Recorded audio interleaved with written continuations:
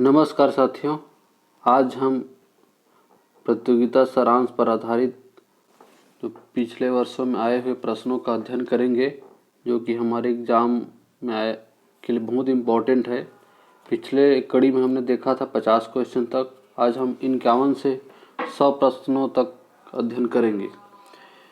पहला प्रश्न देखते हैं, यूनानी लेखकों ने किसे अमित्रघात कहा है? यूनानी लेखकों ने किस व्यक्ति को, किस राजा को अमित्रघात की उपाधि दिए हैं? इसका उत्तर हो जाएगा हमारा ई, बिंदुसार को। अगला प्रश्न, ऋग्वेद के अनुसार निम्नलिखित में से भगवान इंद्र के लिए अन्य नाम क्या है? ऋग्वेद में भगवान इंद्र के लिए पुरंदर नाम से संकेत किया गया है। पुरंदर नाम से जाना जाता था, इसलिए हमारा उत्तर हो जाएगा डी। अगला प्रश्न, ऋग्वैदिक संस्कृति में खाली अक्षर मंत्रों का एक संग्रह है। ऋग्वैदिक जो संस्कृति है उसमें 1028, उत्तर हो गया हमारा बी। प्रारंभिक वैदिक काल में गोधूली का उपयोग एक माप के रूप में किया जाता था। गोधूली एक शब्द है जिसका माप के लिए उपयोग किया जाता था, गोधूली शब्द। यहाँ पर हम देखते हैं बी, उत्तर हो जाएगा समय का। समय के लिए गोधूली का उपयोग किया जाता था। अगला प्रश्न, मदुरै में मीनाक्षी मंदिर निम्न में से किस राजवंश से जुड़ा हुआ है? मदुरै की मीनाक्षी मंदिर किस राजवंश से जुड़ा हुआ है? ये उत्तर हो जाएगा हमारा डी, अर्थात पांड्य राजवंश। पांड्य राजवंश मीनाक्षी मंदिर जुड़ा हुआ है इसी से। अगला प्रश्न, निम्नलिखित में से कौन सिंधु घाटी सभ्यता के नगर निर्माण योजना के संदर्भ में सही है? इसने ग्रिड प्रणाली को अपनाया। सही उत्तर ए सही है। अगला, अच्छी जल निकासी प्रणाली, ये भी सही है। भवन निर्माण सामग्री में अच्छी गुणवत्ता वाली ईंटों, ये भी सही है। अर्थात हमारा उत्तर हो जाएगा डी, 1, 2, 3 सही है। अगला प्रश्न, निम्नांकित में से कौन सी मानव द्वारा प्रयोग की जाने वाली पहली धातु मानी जाती है? ऐसा कौन सी धातु है निम्न में से जो मनुष्यों ने सबसे पहले प्रयोग किया? देखते हैं यहाँ पर उत्तर, मानवों ने सबसे पहले उपयोग किया था तांबा को, अर्थात हमारा उत्तर हो गया बी। अगला प्रश्न, निम्नांकित राजवंशों में से कौन सा प्रथम गैर क्षत्रिय राजवंश माना जाता है? गैर क्षत्रिय राजवंश, इसका उत्तर हो जाएगा डी, नंद राजवंश। नंद राजवंश। अगला प्रश्न, हड़प्पा संस्कृति संबंधित है।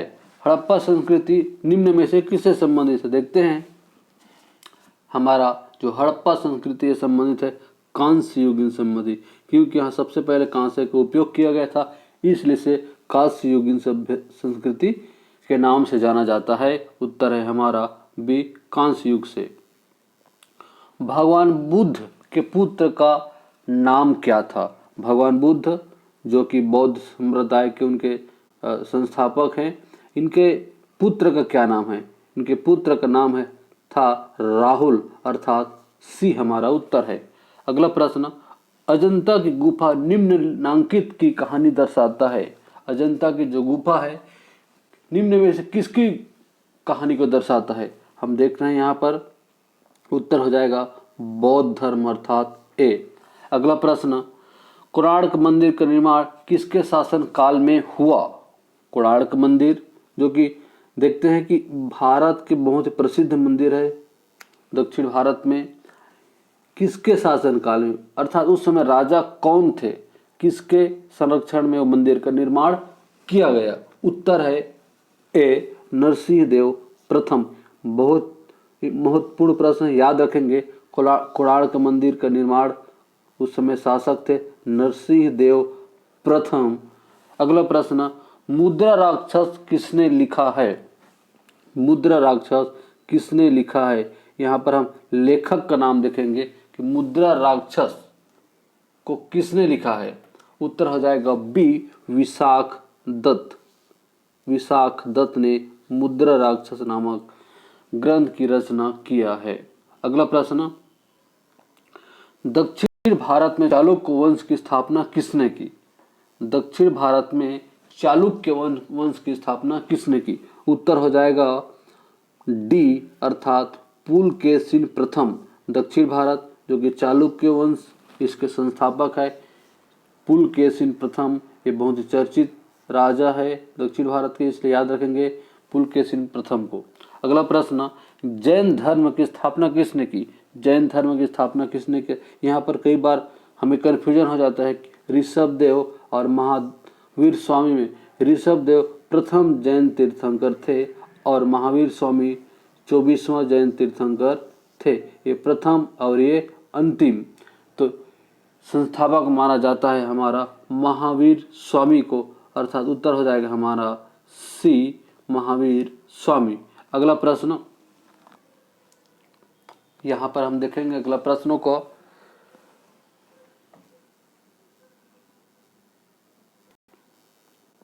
अशोक ने कलिंग पर आक्रमण किया, सन बताना है। किस सन में अशोक जो सम्राट अशोक थे कलिंग पर आक्रमण किए थे? सम्राट अशोक इन्होंने 261 ईस्वी में 261 ईस्वी में कलिंग पर आक्रमण किया था। लेकिन याद रखेंगे 261 ईसा पूर्व है, इसलिए हमारा उत्तर हो जाएगा यहाँ पर सी 261 ईसा पूर्व में। अगला प्रश्न, बौद्ध गौतम बुद्ध का जन्म स्थान। गौतम बुद्ध का जन्म स्थान लुम्बिनी है, लुम्बिनी अर्थात सी हमारा उत्तर। अगला प्रश्न, गुप्त काल का सर्वप्रथम गणितज्ञ एवं खगोलविद कौन थे? गुप्त काल में इस काल के सर्वप्रथम खगोलविद कौन थे? यहाँ पर उत्तर है हमारा आर्यभट्ट अर्थात बी उत्तर। सिंधु घाटी सभ्यता के प्रमुख नगर मोहन जोदड़ो के नगर नियोजन के संबंध में निम्न में से कौन सा कथन सत्य नहीं है? सत्य नहीं है मतलब वो कथन कौन सा है? ए पढ़ते हैं, एक दूसरे को समकोण काटते हुए ईंटों की पक्की सड़कें। बी है, निचले भाग के सभी मकान एक जैसे आकार के होते हैं। ये गलत है, ये सही नहीं है। कौन सा? बी हमारा सही नहीं है, ये सही है। नीचे भाग ऊंचे भाग में सनाकार महल बने हैं, ये भी सही है। अगला है, और नगर के सभी ओर परकोटा बना हुआ है, ये भी हमारा डी भी सही है। इसलिए हमारा उत्तर हो जाएगा यहाँ पर बी। निचले वहाँ के आकार जो है एक जैसे नहीं थे, अलग अलग आकार में बने हुए थे। सिंधु घाटी सभ्यता के निम्नलिखित में से किस नगर में अग्निकुंड प्राप्त है? अग्निकुंड प्राप्त है, कौन से नगर है हमारे यहाँ पर? कालीबंगा, कालीबंगन जो है यहाँ पर, ये कालीबंगन जो है उत्तर है बी। अगला प्रश्न, सिंधु घाटी सभ्यता के निम्नलिखित नगर गुजरात राज्य में स्थित है। कौन कौन से राज्य गुजरात राज्य में स्थित है इसको हमें बताना है। देखते हैं, सुरकोतड़ा बिल्कुल सही है, गुजरात राज्य में है। कालीबंगन जी नहीं, ये गलत है। लोथल, हाँ लोथल भी गुजरात में, चन्हुदड़ो ये भी गुजरात में नहीं है। उत्तर हो गए हमारा अ और स अर्थात ऑप्शन नंबर सी उत्तर। अगला प्रश्न, बौद्ध साहित्य राजगृह में कौन सी बौद्ध महासंगति हुई थी? राजगृह में बौद्ध संगति हुई थी, तो कौन से नंबर की संगति थी? राजगृह में पहला बौद्ध संगति हुआ है, उत्तर ए। बौद्ध साहित्य दीपवंश संबंधित है। दीपवंश कहाँ से संबंधित है यह बताना है, किस देश से संबंधित है? याद रखेंगे आप लोग, दीपवंश एक साहित्य है जो कि श्रीलंका से संबंधित है। उत्तर हो जाएगा ए श्रीलंका। सिंधु सभ्यता का प्रसिद्ध नगर धौलावीरा स्थित है। धौलावीरा कहाँ पर स्थित है? देखते हैं, धौलावीरा जो स्थान है वो स्थित है गुजरात में, अर्थात उत्तर हो जाएगा हमारा सी गुजरात। अगला प्रश्न, राजराज प्रथम चोल ने उत्तरी लंका को जीतकर नई राजधानी कहाँ बनाई थी? बहुत इंपॉर्टेंट प्रश्न। देखेंगे, राजराज प्रथम चोल वंश के राजा थे और बहुत ही चर्चित राजा है, फेमस राजा हैं। इन्होंने श्रीलंका को जीतकर नई राजधानी कहाँ बनाया था? इसका उत्तर हो जाएगा पोलोनरुआ। पोलोनरुआ बी हमारा उत्तर है। अगला प्रश्न, श्रेणियों में एक निश्चित धनराशि जमा करें, उसके ब्याज से दान देने की व्यवस्था की, उस निश्चित धनराशि को क्या कहते थे? प्राचीन काल में श्रेणियों में एक निश्चित धनराशि जमा करके उसके ब्याज से दान देने की व्यवस्था थी। उस निश्चित धनराशि को अक्षय निवि कहते थे, अर्थात यहाँ पर हमारा उत्तर है ए। अगला प्रश्न, स्कंदगुप्त ने निम्न में किस विदेशी जाति को पराजित किया था? स्कंदगुप्त ने निम्न में से किस विदेशी जाति को पराजित किया था? उत्तर हो जाएगा यहाँ पर बी, हुणों का। इनमें से कौन पांड्यों की राजधानी थी? पांड्यों की राजधानी बताना है, बहुत ही सरल है ये। मदुरै जो है पांड्यों की राजधानी थी, सी हमारा उत्तर। निम्न में से किस गुप्त राजा ने महेंद्रादित्य की उपाधि धारण की थी? याद रखेंगे ये क्वेश्चन, महेंद्रादित्य की उपाधि धारण करने वाले राजा थे कुमार गुप्त प्रथम। इन्होंने महेंद्रादित्य की उपाधि धारण किए हुए थे। अगला प्रश्न, प्राचीन भारत में चाणक्य के नाम से कौन प्रसिद्ध था? चाणक्य के नाम से कौन प्रसिद्ध था? एक दूसरा प्रश्न बनता है, निम्न में से किस व्यक्ति को चाणक्य के नाम से जाना जाता था? चाणक्य है विष्णुगुप्त। विष्णुगुप्त को चाणक्य के नाम से जाना जाता था। उत्तर हो गया हमारा सी, विष्णुगुप्त। बुद्ध को निर्वाण किस आयु में प्राप्त हुआ? बुद्ध को निर्वाण प्राप्त हुआ था 35 वर्ष की आयु में। इन्होंने 29 वर्ष की आयु में गृह त्याग किया था और 6 वर्ष तपस्या करने के पश्चात अर्थात 35 वर्ष की आयु में निर्वाण प्राप्त हुआ था। बौद्ध धर्म में निर्वाण अर्थात ज्ञान की प्राप्ति है, इसलिए इसका उत्तर हो गया डी, 35 वर्ष। अशोक के शिलालेखों में इनमें से किस भाषा का उपयोग नहीं हुआ है? किस भाषा का उपयोग नहीं हुआ है यहाँ पर बताना है। उपयोग नहीं हुआ है को, तो ब्राह्मी भाषा का उपयोग हुआ है, पाली का नहीं हुआ है, खगोष्ठी का, अमाइकल का, ग्रीक का। उत्तर हो जाएगा हमारा बी, पाली। अगला प्रश्न, प्राचीन भारत में प्रमुख पत्थर और तांबे के उपयोग पर आधारित एक संस्कृति को जिस रूप में जाना जाता है? प्राचीन भारत में संस्कृति को किस रूप में जाना जाता है? पत्थर और तांबे का उपयोग करता था। अब पिछले प्रश्न में हम देखा ताम्र पाषाण संस्कृति। उत्तर हो जाएगा हमारा बी। अगला प्रश्न, प्राचीन भारतीय सभ्यताओं में कर्मकांडों को पूरा करने के लिए निर्देश शामिल किए गए। कौन सा सूत्र के अंतर्गत? इसमें उत्तर हो जाएगा हमारा सूत्र अर्थात डी। डी हमारा उत्तर है सूत्र के अंतर्गत। प्राचीन भारतीय सभ्यताओं में कर्मकांड को उसी के अंतर्गत शामिल किया गया था। सूत्र साहित्य, सूत्र जो ग्रंथ है उसके अंतर्गत। अगला प्रश्न, मौर्य वंश के प्रथम राजा और संस्थापक कौन थे? मौर्य वंश के प्रथम राजा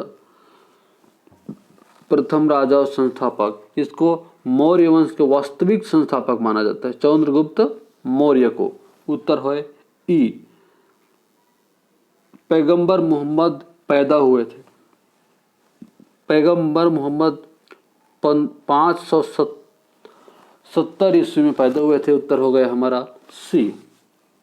अगला प्रश्न, किस शासक ने पाटलिपुत्र में राजधानी की स्थापना की? पाटलिपुत्र में राजधानी की स्थापना निम्न में से किस शासक ने किया था? यहाँ पर उत्तर हो जाएगा हमारा बी अर्थात अजात शत्रु। अगला प्रश्न, निम्नलिखित में से किस वंश के शासकों ने दक्षिण भारत में रथ मंदिरों का निर्माण कराया? दक्षिण भारत में रथ मंदिरों का निर्माण करने आने वाला शासक थे आपका पल्लव वंश, अर्थात ई उत्तर हो जाएगा, ई पल्लव वंश। अगला प्रश्न, निम्नलिखित में से किसने हर्षवर्धन को नर्मदा नदी के तट पर पराजित किया था? बहुत ही चर्चित घटना है और इसका राजा है, आपको पता होगा इसका उत्तर डी पुलकेशिन द्वितीय ने हर्षवर्धन को नर्मदा नदी के तट पर पराजित किया था। उत्तर है डी पुलकेशिन द्वितीय। अगला प्रश्न, कला की गंधार शैली निम्न समय में फली फूली। कला की गंधार शैली के बारे में पूछ रहा है कि किस समय में उनका विकास हुआ था। इसका उत्तर है ए कुषाण के समय में, कुषाण राजाओं के समय में, अर्थात ए है कुषाणों के समय। अगला प्रश्न, सिंधु सभ्यता निम्नलिखित में से किस युग में पड़ता है? सिंधु सभ्यता को निम्नलिखित में किस युग में का माना जाता है? उत्तर है आदि ऐतिहासिक काल ए, इसको आद्य ऐतिहासिक भी बोलते हैं, आद्य ऐतिहासिक काल। उत्तर है डी।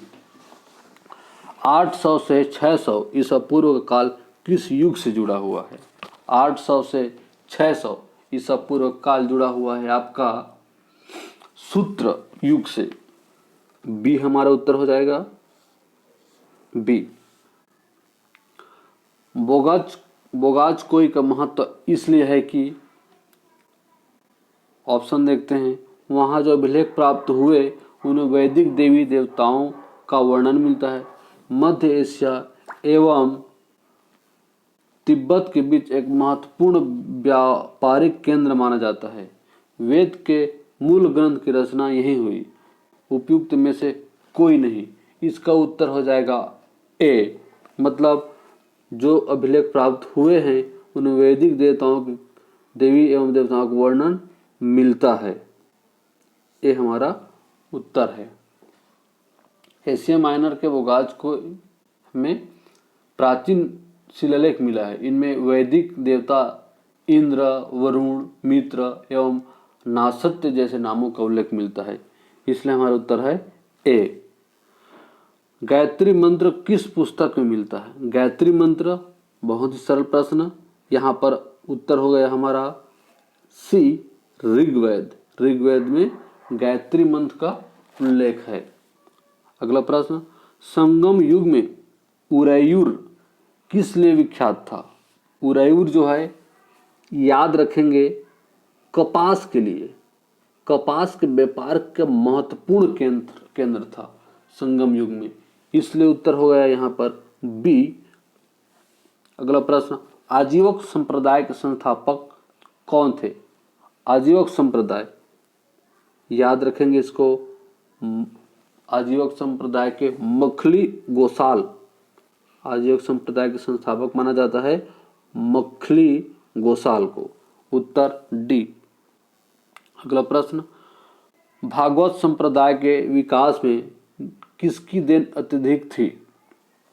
भागवत संप्रदाय के विकास में गुप्त शासकों की देन अधिक थी। इनका विकास में गुप्त वंश का, गुप्त राजाओं का योगदान बहुत महत्वपूर्ण था, इसलिए उत्तर है हमारा डी गुप्त।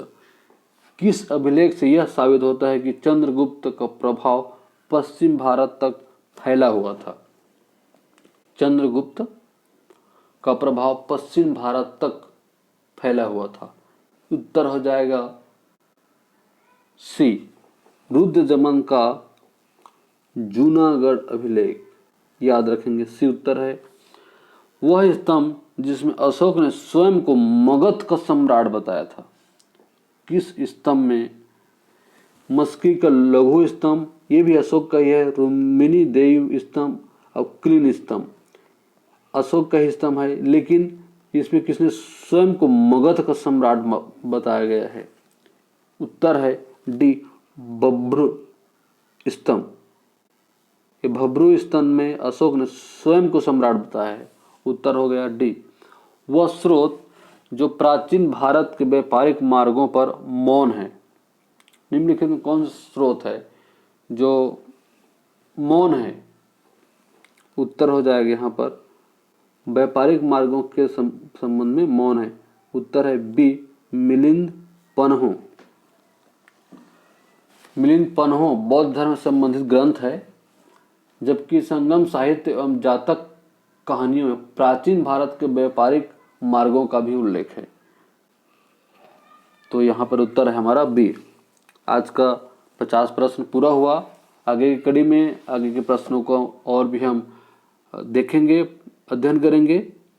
और इसका यदि आप PDF चाहते हैं और इसका आंसर की चाहते हैं तो नीचे डिस्क्रिप्शन में टेलीग्राम चैनल का लिंक दिया गया है, उससे आप जुड़कर वहाँ से आप इसका PDF और आंसर की प्राप्त कर सकते हैं।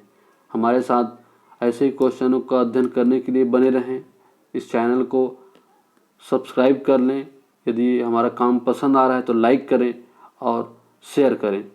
बहुत बहुत धन्यवाद।